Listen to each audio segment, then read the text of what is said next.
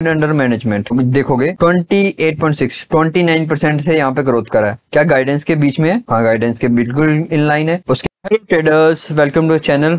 काफी interesting video. हमारी जो पोर्टफोलियो कंपनी है उसके रिजल्ट्स आए हैं। पहली पोर्टफोलियो कंपनी जो हमने 10 डिस्कस करे हैं, होम फर्स्ट फाइनेंस। कहाँ पे डिस्कस करे हैं, ये ज्यादा इंटरेस्टिंग क्यों है इस कंपनी को ट्रैक करना? क्योंकि यहाँ पे हमने, अगर मेरे चैनल पे जाओगे आप, उसमें अगर आप, हमने पोर्टफोलियो सीरीज शुरू करी थी। यहाँ पे पार्ट 2 है जो कि 1 मंथ पहले, और पार्ट 1 है जो कि 3 मंथ पहले। अगर उसमें खोलोगे इंडिया शेल्टर, अगर आप खोलोगे तो ये तब Q3 चल रहा था FY25 का, तो हमने ये कंपनी को डिस्कस करा था। ओके, तो ये Q3 है और ये आपको यहाँ पे Q4 के नंबर दिख रहे होंगे। तो हमें ट्रैक करना है कि कंपनी ने कैसा परफॉर्म किया। ओके, तो तब सेल्स ग्रोथ थी, ये आपको दिख रहा होगा, पैट दिख रहा होगा 25। ओके, तब ऑपरेटिंग लेवरेज नहीं था, ROE ये था, क्रेडिट कॉस्ट ये था। ओके, डिसबर्समेंट 21% के कर रहे थे और बिजनेस अच्छा परफॉर्म कर रहा था। और गाइडेंस था कंपनी का 27 से 30% के बाद बीच में सेल्स ग्रोथ करना। तो अभी जल्दी से हम चलते हैं होम फर्स्ट। इनकी आज ही, जस्ट आज ही इनका रिजल्ट आए हैं। तो डॉक्यूमेंट सेगमेंट में जाना है और करंट PPT खोलनी है और हमें मैच करना है। यहाँ पे अगर आप इनका एसेट अंडर मैनेजमेंट देखोगे 28.6 29% से यहाँ पे ग्रोथ करा है। क्या गाइडेंस के बीच में है? हाँ, गाइडेंस के बिल्कुल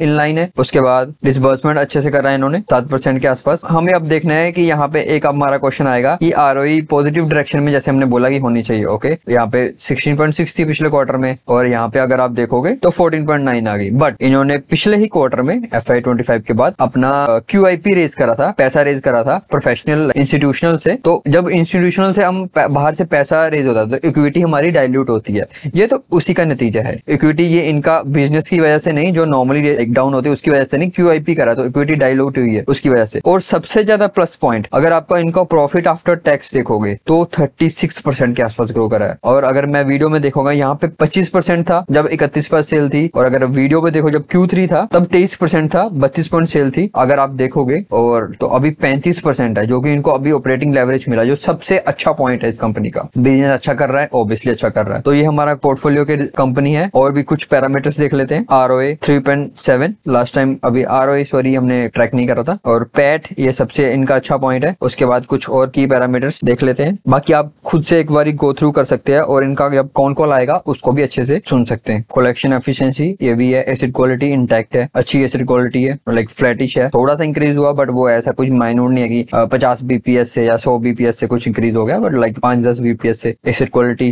ऊपर गई है।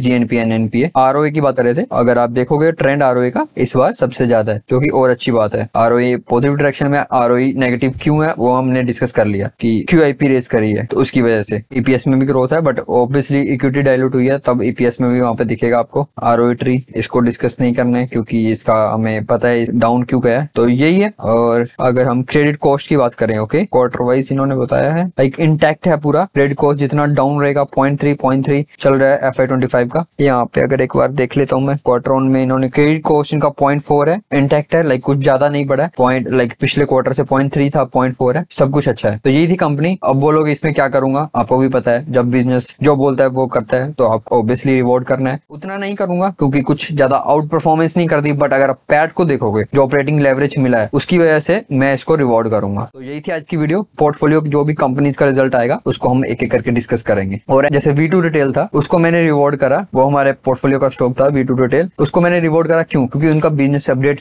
आया है 51%, जो उनका गाइडलाइन के 50 to 60% की रेंज था उनमें आया था। फुल इनकम स्टेटमेंट अभी आने दो और देखेंगे कि कुछ नेगेटिव तो नहीं है। तो यही थी आज की वीडियो। होप आपको वीडियो अच्छी लगी हो, और अगर आपको वीडियो अच्छी लगी हो चैनल को सब्सक्राइब और वीडियो को लाइक अपने दोस्तों के साथ शेयर करिएगा। Bye bye, take care.